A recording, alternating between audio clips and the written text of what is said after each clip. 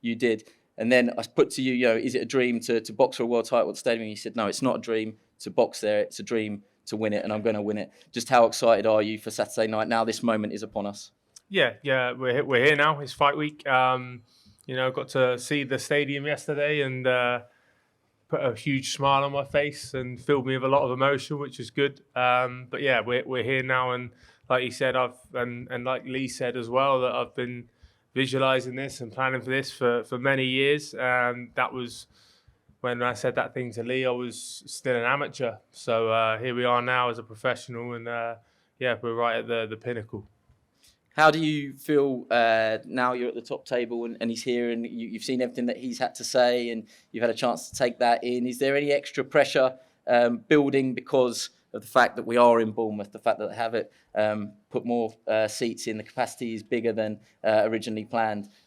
Is it motivation, or is there good nerves and pressure there as well? Yeah, for sure. I think there can't be any more pressure on me in the rest of my career than this Saturday night. It's a first world title fight. It's at home. The whole show is built around me and this event, and has been for the last 2 shows as well that we've done down here. But like I always say, pressure's a privilege, and I soak it up. And the more pressure, the better. But absolutely, there's pressure and a huge amount of excitement as well. Have you felt the power of the fans already? Yeah, I have. I've been living off it from when I boxed Isaac down here last year. They've been amazing. Anytime I'm in Bournemouth and people see me about, and I'm feeling great energy from the whole town. They've been brilliant. The support's been huge, and at the end of the day, they're the reason that we're able to fill the stadium. They're the ones who, they go work hard. They pay their hard-earned money to come and watch me, and I go reward them on Saturday night. Lawrence, welcome to Bournemouth. I think it's 9 weeks bell to bell since David Light. I should just say everybody continues to send their best wishes to David Light, who's recovering in New Zealand. Do you actually feel that you should be getting a little bit of thanks? It's rare in the modern era that we go 9 weeks with elite fighters, world champions boxing back-to-back like that. This show is happening because the Bournemouth fans, because of Chris Billam-Smith, but because you agreed to do it within such a small time frame. Yeah, definitely. It's good to be here. And definitely right. I think all of this talk of world title fights and stuff like that wouldn't happen unless I said I'm going to put my world title on the line. No one could put me in that position as a world champion. So it's obviously one that I wanted myself. And I'm looking forward to this weekend. Did you believe it would happen, though? The reason I ask that is against Chris Billam-Smith, a former gym mate, under your former trainer in Shane McGuigan. There are a lot of narratives to this. Perhaps it didn't look like the obvious fight. Yes, I know. I think the reason why it's obviously more likely is because, as you said, it's been a dream of his for years to box at the Vitality Stadium for a world title, and there was no other world champion that was ready and willing. So it wasn't like I was like the first call or anything like that, or he was even the first call. This opportunity arises itself, and when you're ready, you take them. How confident are you? You gave us a great line yesterday that you said, been watching him in the build-up, but now I've seen him in the flesh. I believe that I knock him out. Yeah, I'm extremely confident. I think I'm in great condition. I'm a great athlete, great boxer. From amateur to professional, I've shown time and time again that I'm ready to take the risk and do what needs to get done. I became an Olympian, very limited fights. I became a British, Commonwealth, European champion with very limited experience as a pro. Won a world title, defended it a few times. So I'm very, very confident in myself and what I've done and accomplished. And I'm going to demonstrate why I have done that stuff on Saturday. And why was it yesterday? What was it that you saw that changed your... I think the reality is when you come to outside of mind, me and Chris were in the same gym with Shane. And I think when you've been away for a while, you can either tear someone down or build them up in your mind. So I think for me, I built him up. This guy's a monster. He's going to be throwing punch after punch for round after round. Then I saw him and I just remembered, it's just a guy.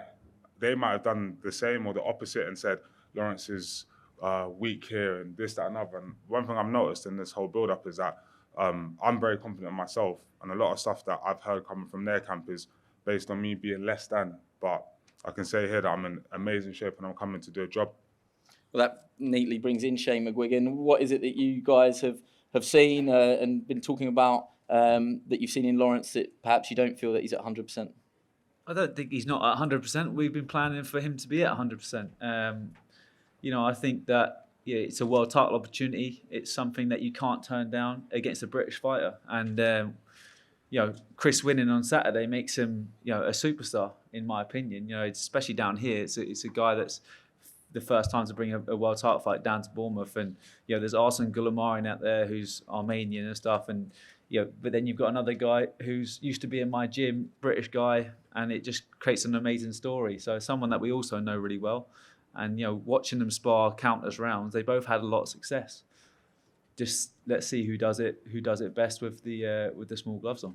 Has it been an interesting dynamic though, the fact that you took him to the top of the tree to become world champion, and now you're plotting to bring him down, and 300 plus rounds of sparring between the two? I sometimes wonder if that's a good thing or a bad thing that you know each other so well on both sides. I think it can only be a good thing for you guys as fans, because we know that Lawrence has been in certain fights that haven't been that exciting, whereas I know that Chris knows what he can't do against Lawrence, and he can't fall into those traps. So that is going to create excitement. There's going to be a lot of live boxing out there.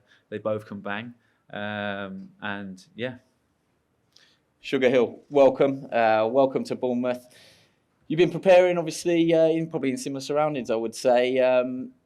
It's still a body of work with Lawrence Okolie. What did we see against David Light that pleased you, and what did you see that you went away and worked on that you think could be the difference in this fight particularly?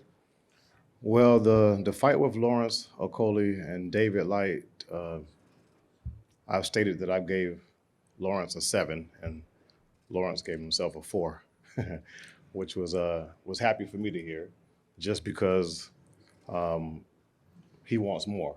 We didn't have that much time together.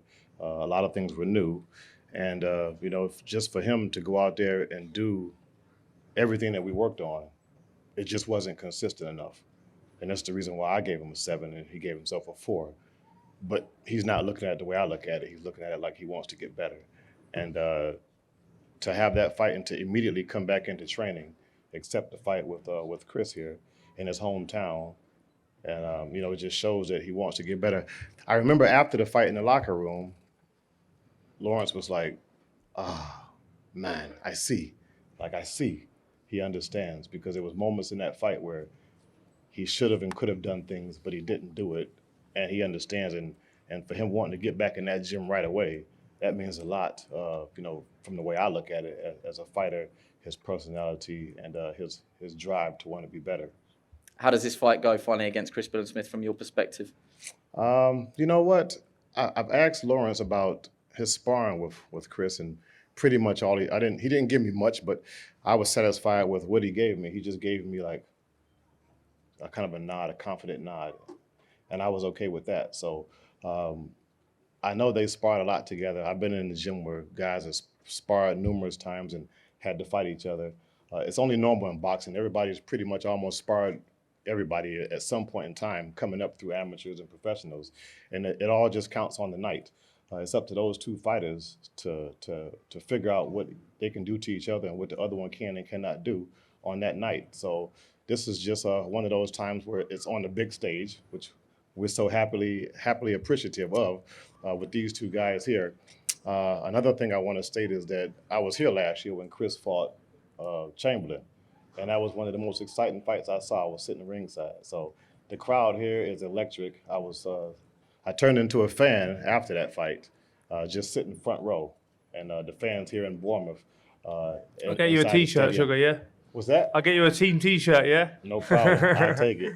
Listen, I watched you fight, and it was a great fight. The fans were going crazy. Thank you. I was sitting here and just being around a person that can have the fans on their side and just that kind of electricity, it always just makes my blood, my skin just tingle just because of that excitement, because you really don't get a lot of that in boxing.